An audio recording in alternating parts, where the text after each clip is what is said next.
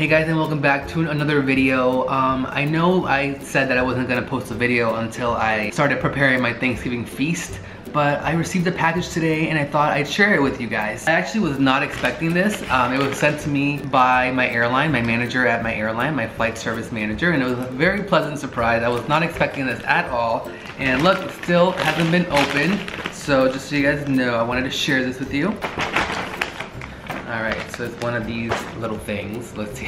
One of these little things. Let's see what it is. Alright, cute, cute. Oh, and it came with a little note. Let's see what it says here. Dear Francesco, congratulations on your 5 years with American Airlines. Hope to see you back real soon. Oh, that was really sweet. Sincerely, my flight service manager. That was really sweet that, you know, despite the fact that we're furloughed and we're not currently active with the company, that they still took the time and sent this FedEx Express, okay? So that was really kind, and they sent me my 5-year pin, I believe. That's what it is, it's my 5-year pin. And then we also have a letter here from the CEO of the company. Dear Francesco, congratulations on your 5 years with American Airlines on November 4th, 2020. So that was my 5-year anniversary. Your years of dedicated service and commitment to American are a significant accomplishment, and you should feel very proud. Thank you for all that you have done and for all you will continue to do for your customers and colleagues. Congratulations and thank you. Sincerely, Doug Parker, the CEO of American Airlines. So I just want to show you guys what it actually looks like. So it's this, and here's the letter, and there it is. This is the 5-year pin. I have a 1-year pin, which doesn't have this little rhinestone, this little whatever that is, diamond, gem, I don't know. And then this is the 5-year pin. So I'm very proud to have this. So despite the fact that we are furloughed, they still are sending this out because, you know, we're definitely gonna be back. Also, a quick little furlough update. I don't know why I did that. A quick furlough update is that they're saying that they might be calling us back the first half of 2021, which is pretty soon. So that's some positive news, some promising information that we'll be back to work soon, especially with the news about the vaccines that are coming out very shortly. So it's all good news. So while I'm here, I figured I'd take you guys down a stroll with me down memory lane and tell you about my journey as a flight attendant and how I became a flight attendant. Pretty much I've always wanted to be a flight attendant ever since I was a little boy. I thought it was like super intriguing and I thought it was like one of the greatest things, and I loved airplanes, and I just thought I just looked up to flight attendants so much every time that I was an unaccompanied minor or a child traveling by himself. I just thought flight attendants were like the greatest thing ever. So finally, when I was old enough, I decided I was gonna apply to become a flight attendant. So I did. I applied for JetBlue. JetBlue was my first airline that I worked at, and I applied there 3 times, I believe. I think like the first 2 times I was rejected, and I just kept applying, and finally the 3rd time I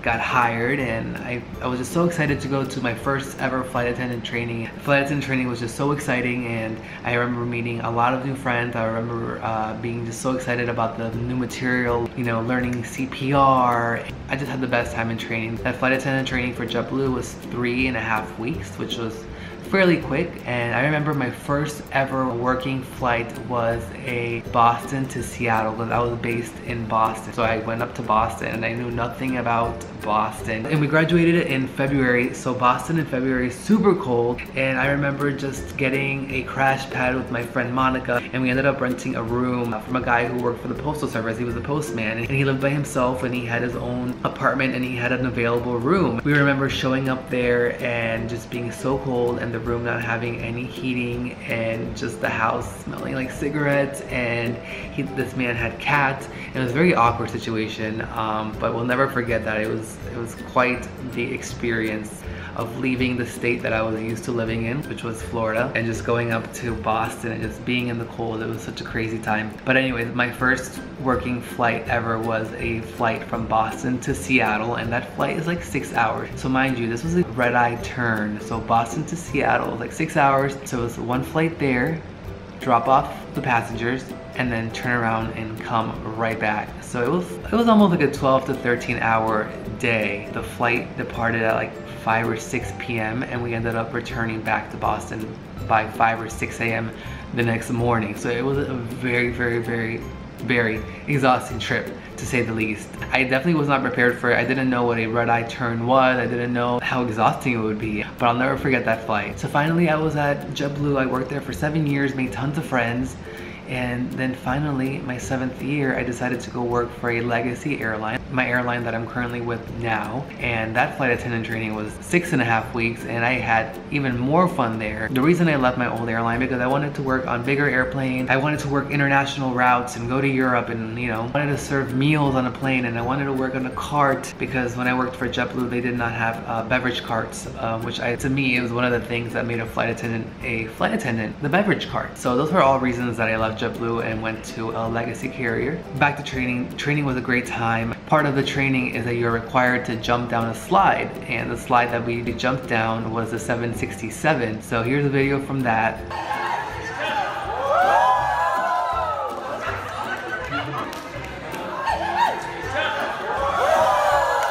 Also, here's a quick little video of me evacuating the 767. Open seatbelts, get out, leave everything.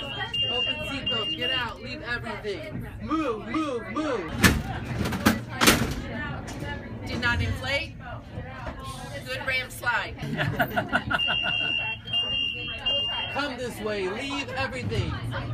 Step out, follow the arrows, leave everything. So when I started on my current airline, I remember getting my first long international premium destination trip. It was from Miami to Madrid, and I was so excited. I couldn't believe I was gonna work my first international trip on a wide body plane. It was a 777-200 at the time. It was the best trip I could have ever asked for. The crew was amazing, and here's a picture of that. Everyone was super nice to me. It was my 2nd week on the job, and I finally got to work an international trip, which is what I wanted, which was the reason that I had left my previous airline to come to this new airline, was to work that flight, to work these type of trips. It was everything that I could ever hope for, that I had ever wanted. Fast forward 5 years later, here we are in the middle of a pandemic, and I'm furloughed, which is fine because I don't think we'll be furloughed for long. Who would have ever thought? Coming up this January will be 13 years of me flying and being a flight attendant, which is quite a long time. 13 years is a long time. I'm pretty proud of my career, and I'm looking forward to going back. I've had a few months of break from flying, and I am now missing it, and I can't wait to go back and start flying again and working with new